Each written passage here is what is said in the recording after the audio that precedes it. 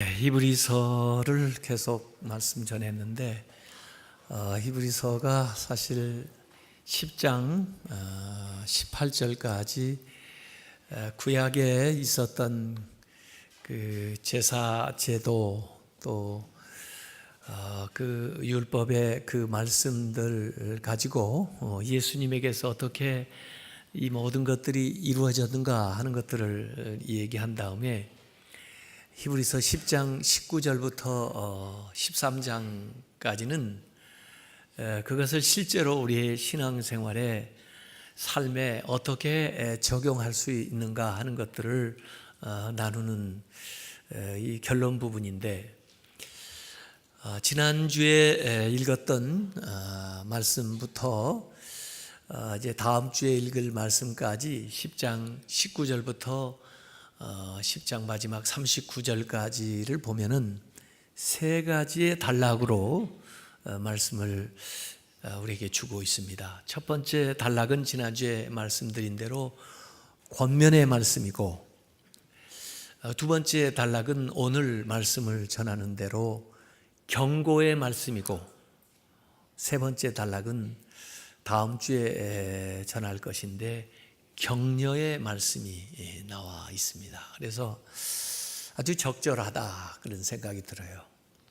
권하는 말이 나오고 또 위험에 대한 경고의 메시지도 나오고, 또 그러나 잘하고 있으니까 또 잘하라고 격려하는 말씀도 이렇게 나와 있어서 그 각각이 아주 특징이 있으면서도 꼭 필요한 요소들을 우리에게 가르쳐주고 있다 그런 생각이 듭니다.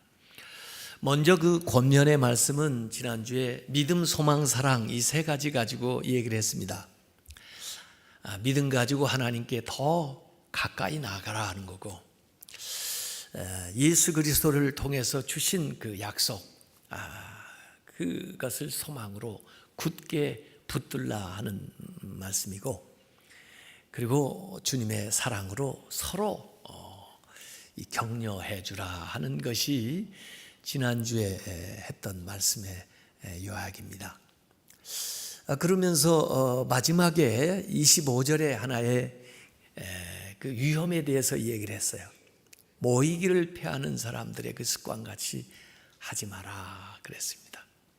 왜냐하면 그렇게 모이기를 소홀히 하다가는 이제 이 위험에 빠져들기 때문에 그렇죠. 그래서 오늘 26절에 원래 시작할 때는 왜냐하면 하고 시작해요. 우리 한국말 성경에는 그 가르라고 하는 원래 왜냐하면이라는 그 단어가 좀 번역이 안 됐네요. 왜냐하면 우리가 진리를 아는 지식을 받은 후에 짐짓 죄를 범한 즉 다시 속죄하는 제사가 없기 때문에 이런 말이 되겠습니다. 근데 사실 시작부터 이 26절이 굉장히 어려워요. 난해 구절이라 그럽니다. 물론 이해할 수 있는 말부터 시작하면 우리가 그랬으니까 신자들, 이 히브리서 기자를 포함해서 신자들에게 하는 말인데, 우리가 진리를 아는 지식을 받은 후에, 진리를 아는 지식을 받은 후가 언제냐? 어떤 분들은 과거에 그렇게 해서 그랬어요. 세례를 받은 후에 다시 범죄하면 이렇게 읽게 되면은 이 세례 받는 것이 굉장히 부담스럽단 말이에요. 세례 받고 나서 또 다시 죄를 지면은 어떻게 하나. 그래서 그렇게 해석하는 것에 영향을 받은 사람들은 가능하면 세례를 좀 미뤄야 되겠다. 죄 지고 싶은 대로 또 질 만큼 지고, 그 다음에 마지막에 가서 죽기 전에 세례를 받아야 다시 죄를 지을 새도 없이 하늘나라 갈 수 있지 않냐, 이렇게 생각한 사람들이 있었어요 실제로. 근데 문제는 언제 죽을지를 모른다는 거죠. 그리고 사실 그런 뜻이 아니고 진리를 아는 지식을 받은 후 이것의 그 의미는 기독교의 믿음을 받아들인 후 이렇게 회심한 후 이렇게 하나님의 자녀가 된 후 이렇게 이해를 하면 될 것 같아요. 자, 그래서 우리가 예수 그리스도를 이렇게 믿게 되었는데 믿은 다음에 짐짓 죄를 범한즉 다시 속지 않은 제사가 없고, 사실 이 부분이 어려운 거죠. 근데 우선 이 번역 자체를 좀 어렵게 해놨어요. 짐짓이라는 뜻이 뭔가요? 저는 아무리 생각을 해도 이 뜻을 잘 모르겠어요. 한국말로 짐짓. 근데 원래 그 말이 에쿠시오스라는 말인데, 헬라어로 에쿠시오스라는 말은 고의로 그 말입니다. 고의, 의도적으로 그런 말이에요. 의도적으로 죄를 범한 즉인데, 그냥 왜 죄를 범한 즉이라고 했을까? 그것도 좀 그래요. 죄를 지으면, 그렇게 번역을 하면 더 쉬울 텐데, 의도적으로 죄를 지으면 한데, 그 죄를 짓는다는 말의 그 단어 형태가 하마르타 논톤인데, 이게 현재 진행형이거든요. 계속해서 지속적으로 자기의 의도적인 이 고의적인 죄를 지게 된다면 그런 겁니다. 가정하는 거죠. 다시 속지 않은 제사가 없다. 자, 그래서 이 문장의 뜻은 이제 이해가 됐는데, 그러나 그 문장 자체가 우리한테 좀 어려워요. 왜냐하면 예수 믿은 다음에 진짜 죄를 한 번도 안 지셨습니까? 아니, 그 무의식적으로 진 거 말고 의식적으로 또는 고의로 알면서도 그러지 말아야 될 걸 이 성경에서나 이렇게 깨달으면서도 잘못한 적 있습니까? 없습니까? 저는 있는 것 같아요. 여러분은 없는 것 같아요. 보니까 이 얘기를 안 하시는 거 보니까. 그러면 이 말씀이 큰일 났잖아요, 지금. 고의적으로 또 지금까지도 예수를 믿는다고 그러면서, 거듭났다고 그러면서 죄를 범하면 다시 속지 않은 제사가 없다. 이러니까 이게 어려운 거예요. 이 말이. 문장을 다 이해했다고 해도 이 말이 어려운 거예요. 그래서 오늘 여러분들이 이제 숙제를 안게 됐습니다. 이 말을 어떻게 이해를 해야 되나, 이 말의 원뜻이 무엇인가 하는 것을 제가 오늘 말씀드리려고 하는 거죠. 우리가 성경 어느 구절을 이렇게 해석할 때는 성경 전체의 정신에서 봐야 돼요. 구절만 따로 있지 않고 성경 안에 들어있는 거기 때문에 성경 안에서 그 구절을 이해해야 되는데, 우선 성경의 정신은 어떤 죄를 지었든지 주님 앞에 나와서 회개하면 용서받는다는 거예요. 그걸 우리가 알고 있기 때문에 이 말씀이 조금 혼란스러운 거죠. 예수님께서도 주기도를 우리에게 가르쳐 주실 때 그 기도 안에 회개의 기도를 가르쳐 주셨는데, 마태복음 6장 12절에 하나님한테 이렇게 기도하는 거예요. 우리가 우리에게 죄 지은 자를 사하여 준 것 같이 우리의 죄를 사하여 주시옵고. 이 신자가 하는 기도인데, 신자들도 죄를 짓기 때문에 예수님이 이 기도를 가르쳐 준 거예요. 저의 죄를 용서해 주세요. 그렇게 기도하라는 거예요. 사도 요한도 요한 1서 2장 1, 2절에 보면은 나의 자녀들아, 내가 이것을 너에게 쓰는 것은, 이 서신을 쓰는 것은 너희로 먼저는 죄를 범하지 않게 하려 함이라.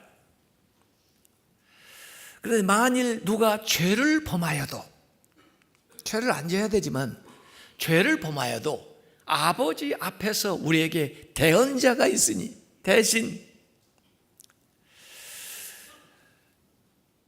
이 죄를 속해 줄 뿐만 아니라 대신해서 변호해 주신 분이 계시니 곧 의로우신 예수 그리스도시라. 그는 우리 죄를 위한 화목제물이니, 구약의 제사를 생각해 보세요. 우리 죄를 속하기 위한 화목제물이니 우리만 위할 뿐 아니요 온 세상의 죄를 위하심이라. 이렇게 나와 있어요. 그래서 성경의 원래의 정신은 인간이 연약하기 때문에 신자도 심지어 죄를 진다. 그럴 때는 예수 그리스도의 그 십자가를 의지해서 기도하면, 회개하면 용서받는다. 그것이 성경의 정신이에요. 그런데 오늘 아까 제가 고의적인 이 짐짓이라는 것을 그렇게 해석해야 된다 그랬는데요. 성경에 보면은 고의적인 죄가 있고 무의식적인 죄가 있습니다. 그 구별을 민수기 15장 27절부터 31절까지 부지 중에 지은 죄, 고의로 지은 죄, 뭐 그런 얘기가 나오고요.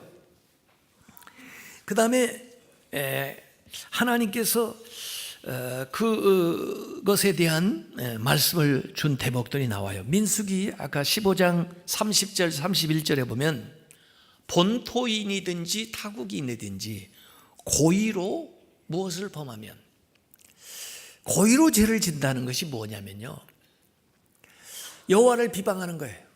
왜 하나님이 이렇게 하지 마라, 또 이렇게 해라 하고 줬는데 그걸 무시하는 거니까. 그의 백성 중에 끊어질 것이라. 그런 사람은 여호와의 말씀을 멸시하고 그의 명령을 파괴하였은즉 그의 죄악이 자기애로 돌아가서 온전히 끊어지리라.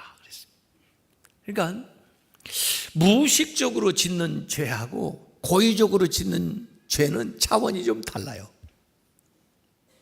그래서 우리가 하나님을 믿는다면서, 하나님 말씀을 받았으면서 고의적으로 지는 죄에 대해서 아주 경각심을 가져야 됩니다. 고의적으로 하나님의 면전 앞에서 하나님의 명령을 어기는 것은 하나님을 비방하는 거고, 하나님 말씀을 멸시하는 거고, 명령을 파괴하는 거라. 이렇게 민수기에 강하게 이 얘기를 해놓았어요. 근데 사실 그렇다고 해서 이 죄가 용서 못 받을 죄는 아니에요. 다만 오늘 히브리서는 우리에게 뭘 경고하고 있느냐면, 이 배교에 대한 이제 경고를 하고 있는 것들이 앞에서도 나왔더랬어요. 히브리서 2장 1절에서 3절까지도 나왔고, 3장 12절에서 4장 13절까지도 나왔고, 6장 4절에서 6절까지도 이 배교하는 것에 대한 경고가 나왔어요. 6장 6절에 보면 이렇게 나옵니다. 타락한 자들은, 배교하는 거죠, 다시 새롭게 하여 회개하게 할 수 없나니 이는 그들이 하나님의 아들을 다시 십자가에 못 박아 드러내놓고 욕되게 함이라. 이렇게 나왔단 말이에요. 그래서 믿는다고 하면서 행동으로, 삶으로 믿는 자다운 삶을 살지 않는 것에 대한 경고의 말씀들을 주고 있어요. 특별히 예수 그리스도의 희생을 통해서 우리가 속죄함을 받았는데, 예수 그리스도의 그 속죄를 부인하거나 또 이 예수 그리스도의 속죄 이상의 어떤 제사가 없다 하는 것을 이 히브리서는 우리에게 계속 얘기를 하고 있어요. 그래서 예수 그리스도의 그 속죄, 그 토대를 흔드는 자들에게는 더 이상의 속죄를 위한 제물이 없다, 다른 방법이 없다 하는 이야기예요. 우선 저는요, 이 대목에서 조금 우리 믿는 사람들에 대해서 좀 생각해 볼 필요가 있어요. 신앙적으로 신앙생활을 하면서 우리가 정말 좋아져야지,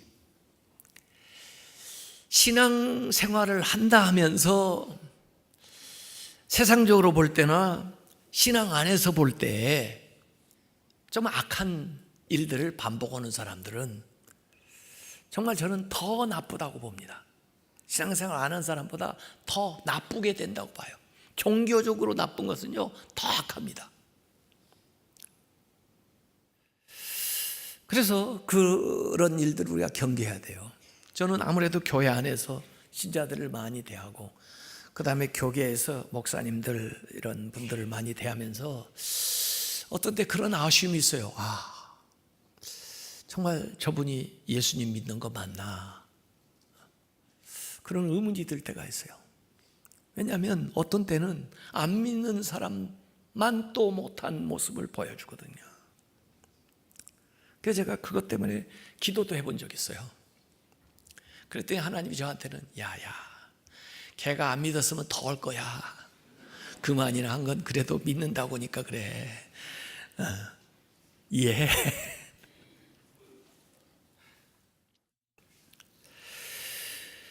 하여간 전도를 해보면요, 요새요, 전혀 교회 한 번도 안 갔다는 사람은 별로 없고, 어느 정도 교회 다니다가 상처받아서 안 나갔다, 시험 들어서 안 나갔다 하는 사람들도 보는데, 어떤 사람들은 심지어 저요 찬양대 했었어요, 그런 사람이 있어요. 어떤 사람은 저요 교회 학교 교사 했었어요, 그런 사람이 있어요. 저요 교회에서 무슨 직분을 받았더랬었어요. 그런데 지금요 안 해요. 이제는 안 다닐 거예요. 그래가지고 그 사람이 지난번에 교회 다녔던 것이 이제 전도하기가 더 어렵게 돼버렸어요. 예방주사를 맞춰가지고 어지간해가지고는 돌아오기가 힘들어요. 전혀 안 믿었던 사람보다 이전에 조금이라도 맛을 보고 신앙생활을 어느 정도 했던 사람들이 타락하면, 뒤로 물러서면 회개하기도 어렵고 돌아오기도 어렵게 되는 현실을 우리가 보는 거죠. 이런 사람들을 위해서 더 이상 어떤 다른 선택이 있을 수 있냐? 없다는 거예요. 더 이상의 속죄 제물이 없다는 거예요. 그러므로 그리스도의 희생을 통해서 깨끗하게 된 사람들은 다시 고의로 죄에 빠지는 것을 경계해야 됩니다. 그러지 않으면 오직 심판만 남아있다는 거예요.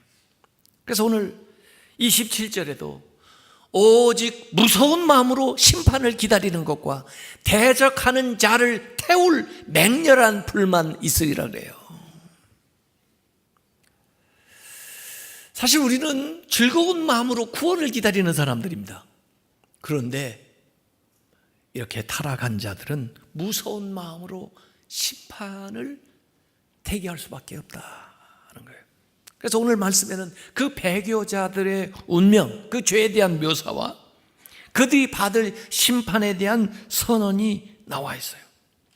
그러면서 구약에 심판받았었던 이야기들 우리에게 상기시켜 주는데, 모세 시절을 얘기해 줍니다. 그래서 28절에 모세의 법을 폐한 자도, 율법을 지키지 않은 자도 두세 증인으로 말미암아 불쌍히 여김을 받지 못하고 죽었거든. 옛 언약이라고 하는 그 율법을 지키지 않은 사람들도 심판을 받았는데, 새 언약, 더 확실한 복음을 받지 않고 또 그것을 멸시하는 자들이 어떠한 심판을 받겠는가 우리에게 상기시켜 주는 거예요.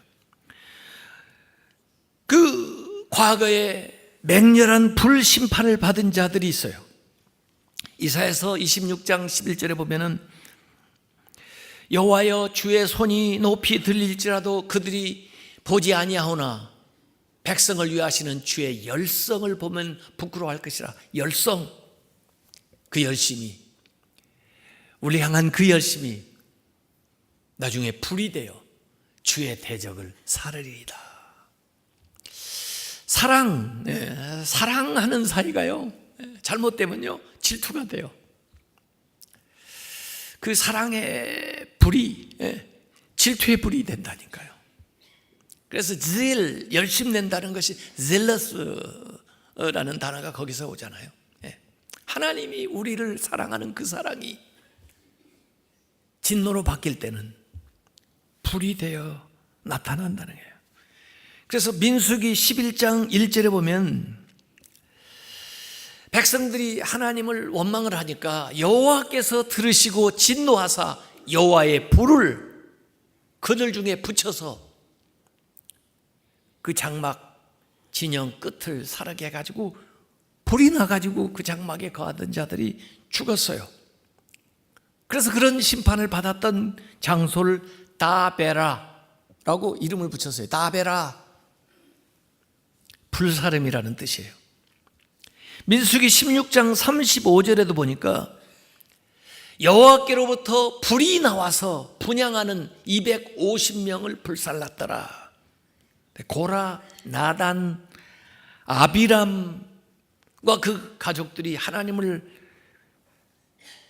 배역하고 모세를 대적하고, 그래서 지진이 일어나가지고 요새로 말하면 싱크홀처럼 땅이 갈라지면서 거기에 그 가족들이 몰살하고 250명이 불살아 죽었다는 기사가 나와요. 레위기 10장 2절에도 보면 불이 여호와 앞에서 나와서 그들을 삼킴에 그들이 여호와 앞에서 죽은지라.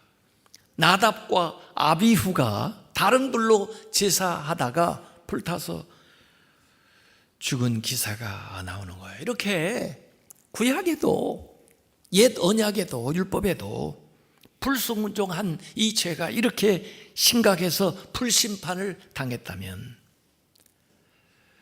배교하는 것이 얼마나 더 큰 심판을 초래하겠는가 하는 얘기예요. 자, 그러면 앞에 지금 26절에 나왔던 그 고의로 지속적으로 짓는 그 죄가 무엇일까? 29절에 구체적으로 세 가지로 설명을 하고 있습니다. 그러니까 여러분들이 이 말씀을 조금 보고 안심을 할 분도 있을 거고, 또 이게 경각심을 가져야 할 요소들이 나와 있어요. 이 29절이 굉장히 중요한 겁니다. 하물며 하나님의 아들을 짓밟고, 그 죄에 대해서 이제 설명해 주는 거예요. 우리의 죄, 우리가 잘못될 것에 대한 설명을 하는 거예요. 그 첫 번째는 하나님의 아들을 짓밟는 거. 두 번째는 자기를 거룩하게 한 언약의 피를 부정한 것으로 여기는 것. 세 번째는 은혜의 성령을 욕되게 하는 자. 이것이 당연히 받을 형벌은 얼마나 더 무겁겠는지 너희는 생각하라. 이 세 가지 측면에서 구체적으로 설명을 해줬어요. 첫 번째, 하나님의 아들을 짓밟는다. 이 히브리서가 쓰여지고 주어진 상황은 하나님 믿는 게 어려운 상황이에요. 왜? 박해, 핍박이 있기 때문에 드러내기도 무서운 그런 시절이에요. 안토쇼샤키 쓴 그 침묵이라는 책, 얼마 전에 영화로도 나왔습니다만은 그 캐톨릭 얘기인데, 그 일본에서 믿는 사람들을 핍박할 때 믿는 자들을 가려내기 위해서 그 교회에 있는 성화를 떼어가지고 와가지고 바닥에 대동갱이 치면서 사람들 보고 침 뱉고 밟고 지나가라는 거예요. 뭐 안 믿는 사람이야 뭐 침 뱉고 밟고 지나가는 게 아무 가책이 없죠. 그런데 믿는데, 물론 그 성화가 뭐 예수님의 초상화도 아니고 예수님 본 모습도 아니지만은 자기의 믿음을 시험하는 것이기 때문에 망설이게 되는 거죠, 신자들은. 근데 어떤 사람은 살기 위해서 침을 뱉고 밟고 지나가는 사람이 있어요. 그러면 또 어떤 사람은 그들이 뱉어놓은 침을 옷소매로 닦고 그것을 쓸어 안고 순교를 당한 사람이 있다고 말해요. 하나님의 아들 짓밟는다. 이것이 실제로 신발로 밟는 것을 얘기할 수도 있지만 하나님의 아들 예수 그리스도의 이름을 그렇게 멸시하고 또 그렇게 짓밟는 그런 행위에 대한 경고를 여기 주고 있는 거예요. 이것은요, 비신자가 이런 일을 하기도 하지만 사실은 아까 우리가 믿는 자들이 그렇게 하는 경우가 있어요. 전 특별히 신학 공부를 한 사람이고 또 신학자들과 또 신학교 교수로서 이렇게 지내본 사람으로서 어떤 때는 아니 저 사람이 정말 신학자 맞나 싶을 정도로 하나님의 아들 예수 그리스도의 이름을 그냥 짓밟는 경우가 있어요. 예수님을 마치 사생아 취급을 하는 사람이 있어요. 이런 것은 신학자도 아니고 제가 볼 때는 종교학자가 될지는 몰라도 여기서 의미하는 그 죄, 그것이죠. 그리스도의 주권을 부인하고 그 권위를 부인하고 예수 그리스도가 하나님께로부터 왔다고 하는 사실을 부인하고 그 예수 그리스도를 보내신 하나님의 사랑을 부인하고 쳐버리는 그 행위, 그것은 어떻게 다시 돌이킬 수 없는 죄라고 하는 사실을 여기서 얘기를 하고 있는 거죠. 그래서 예수 믿는 사람들이 어려움을 당하는 그 상황 속에서 하나님을, 예수님을 비방하고 모독하고 부인하는 그 일들에 대한 경각심을 불러일으키고 있는 거예요. 그래서 우리가 이런 죄에 빠지지 않으려면 어떻게 해야 되느냐? 하나님의 아들의 이름을 높여야 돼요. 계속해서 높여드려야 돼요. 두 번째, 언약의 피를 부정한 것을 여기고, 예수 그리스도의 피는 보혈, 우리의 죄를 속하는 보혈, 예수 그리스도의 십자가는 구약의 모든 제사 그리고 모든 언약하신 것을 완성하신, 단번으로 끝내버린 완벽한 최종적인 제사예요. 희생이에요. 그래서 우리 성도들은 마땅히 예수 그리스도의 보혈을 찬양을 해야 되고 그 대속적인 죽음을 기념을 해야 되는데, 예수 그리스도의 십자가를 경홀히 여기고 또 예수 그리스도의 그 보혈을 헛되이 여기는 자들에 대한 경고를 하고 있는 거예요. 예수 그리스도의 보혈을 인정하지 않으면 여전히 인간의 공로를 내세울 수밖에 없고, 예수 그리스도는 하나의 모범적인 죽음이거나 상징적인 것에 불과하게 되면은 다시 그를 위한 속죄하는 제사가 없다는 거예요.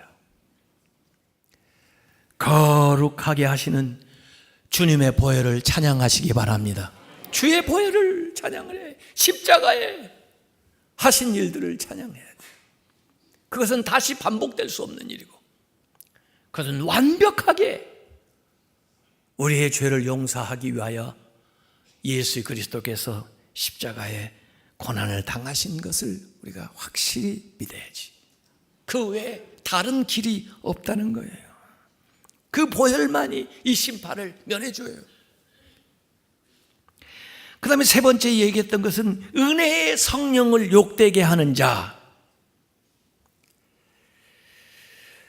이 구원의 역사가 하나님이 하신 일들을 우리에게 매게 해주고 알려주고 깨닫게 해주고 그걸 믿게 해주고 고백하게 하시는 분이 성령이에요. 성령.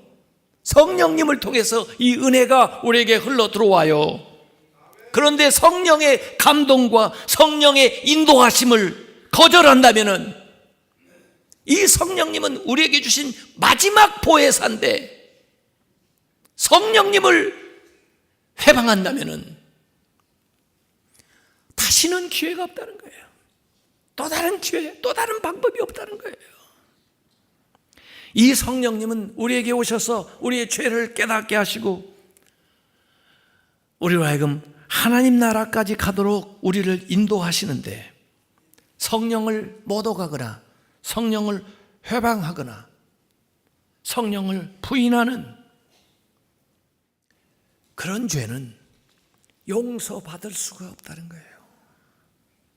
왜? 마지막 기회이기 때문에. 마지막 기회에 놓쳐버린다는 거예요. 성령을 따라 사시기 바랍니다. 성령의 인도하심을 받으시기 바랍니다. 예수 그리스도가 완벽한 최종적인 구약의 모든 약속하고 성경에 말씀하신 모든 것을 이루신 속죄의 제사이기 때문에 예수 그리스도 외에 다른 방법이 없다 하는 것을 실제로 우리에게 히브리서 기자는 가르쳐주고 있는 겁니다. 그래서 이 세 가지가 가만히 보니까 하나님, 예수님, 성령님, 삼위 하나님과 연관이 되어 있어요. 하나님은 사랑으로 아들을 주셨고 그 아들은 우리의 죄를 속하기 위하여 십자가에서 보혈을 흘렸고, 성령님은 그 은혜를 우리에게 깨닫게 하고 우리를 인도해 주시는 거예요. 그걸 거절한다면 그를 위한 어떠한 것도 없다 하는 거예요. 그래서 배교하는 것은, 타락하는 것은, 실제로 더 심각한 죄는 희생의 제사의 주체이신 하나님의 아들, 그 희생 제사의 핵심인 예수 그리스도의 보혈, 그리고 그 희생 제사를 가능케 하고 그 혈육을 은혜로 베푸시는 성령, 이 모두를 전면적으로 그리고 고의적으로 거부하는 행위는 사함을 받을 수가 없다는 겁니다. 어떤 제사도 그에게 없다는 것입니다. 구약의 율법의 그림자였던 그 율법, 성막, 그 제사, 그걸 잘못해도 불심판을 받고 죽음을 맞이했다면 새 언약을 거부한 자가 받을 심판은 얼마나 큰지 생각해 보라는 거예요. 상상을 초월한다는 거예요. 10장 30절에 원수 갚는 것이 내게 있으니, 하나님에게 있다는 거예요. 내가 갚으리라 하시고 또 다시 주께서 그의 백성을 심판하리라 말씀하신 것을 우리가 아노니, 원수 갚는 것이 내게 있다. 우리 한국 영화에 복수는 나의 것, 그런 영화가 있었죠. 저는 그 영화를 보지는 않았지만, 이야, 참 제목 자체가 좀 불경스럽다. 그 복수는 또 복수를 낳는 거예요. 근데 복수하는 것이 나에게 있다, 주님이 우리에게 말씀하신 이유는 복수하지 말라는 거예요. 정죄하지 말라는 거예요. 왜? 내가 하겠다, 이게 하나님이. 내가 갚아주겠다. 하나님이 갚는 건요, 완벽하고 완결하고 끔찍한 것입니다. 그렇기 때문에 주께 맡기세요. 그러나 분명히 주님께서 심판한다고 이야기를 하셨습니다. 네, 특별히 그의 백성을 심판한다는데, 하나님의 심판은 하나님의 교회로부터 시작됩니다. 그때는 알곡과 가라지가 갈라지게 될 거예요. 그리고 그 심판이 세상에까지 미치게 될 겁니다. 그래, 오늘 그 히브리서 10장 마지막 39절에 보면 뒤로 물러가 멸망하는 자, 신앙생활이 앞으로 전진을 해야 되는데 뒤로 멸망한 타락한 사람들이죠. 배교한 사람들, 이런 사람들이 결국 오늘 10장 31절에 살아계신 하나님의 손에 빠져 들어가는 것이 무서울진저 하고 문장을 맞춰요. 이것도 일종의 놀라는 감탄문인데, 하나님의 손에, 살아계신 그 하나님, 시퍼렇게 살아계시는 그 하나님 손에 빠진다는 게 얼마나 무서운지 아느냐 하고 끝내는 거죠. 사실 하나님의 손이 원래 그렇게 무서운 게 아니에요. 하나님의 손은 세상을 만드시고, 하나님의 손은 우리에게 긍휼을 베푸시고, 하나님의 손은 우리를 보호하시고, 하나님의 손은 우리에게 능력을 주시고, 그랬던 하나님의 손이 마지막에는 무서운 손이 돼요. 그래서 두려움과 형벌과 심판이 나타나는 거죠. 회개하고 순종하는 사람에게는 하나님의 손이 긍휼과 자비로 나타나지만은 회개하지 않고 순종하지 않는 자에게는 하나님의 손이 심판으로 나타나는 겁니다. 우리에게 천국의 문도 열려 있지만은 분명히 지옥의 문도 열려 있어요. 그런 말을 하기를 좋아하지 않기 때문에 지옥에 대해서 얘기를 잘 안 해서 그렇죠. 옛날에 어르신들은 그렇게 지옥에 대한 설교를 많이 했어요. 어떤 사람들은 그럽니다. 하나님이 사랑이신데 지옥에 넣겠나, 심판을 하시겠나 그러는데 아마 그런 사람부터 심판을 당할 겁니다. 예수님이 분명히 말씀하셨습니다. 마태복음 10장 28절에 몸은 죽여도 영혼은 능히 죽이지 못하는 자들, 세상의 권세자들 두려워하지 말고 오직 몸과 영혼을 능히 지옥에 멸하실 수 있는 이를 두려워하라. 이만큼 지옥에 대해서 예수님이 분명히 말한 데가 어디 있냐고요. 부자와 나사로 비유 통해서 예수님이 지옥에 대한 이미지도 얘기해 주시잖아요. 여기 분명히 히브리서는 우리에게 경고하고 있는 것입니다. 오늘 말씀을 결론적으로 요약해서 이야기한다면 이것입니다. 예수 그리스도의 희생은 유일하고 최종적인 속죄 제사이다. 그 유일하고 최종적인 속죄 제사를 거부하는 자들에게는 더 이상의 속죄 제사가 없다. 구약의 모든 제사는 그리스도의 희생 제사로 이미 완성되고 폐지되었다. 한 번으로 충족된 그리스도의 희생 제사는 더 이상 반복될 수가 없다. 이제 다른 제사가 필요한 것이 아니라 신자의 회개가 필요하다. 배교한 자들은 회개의 가능성이 없다기보다는 회개하기가 그만큼 더 어렵다. 예수님을 거부하는 자들에게는 죄사함이 없다. 오직 예수님을 의지하는 자에게만 죄사함이 있다. 예수님의 보혈 밖에는 심판에서 벗어날 길이 없다. 믿으십니까?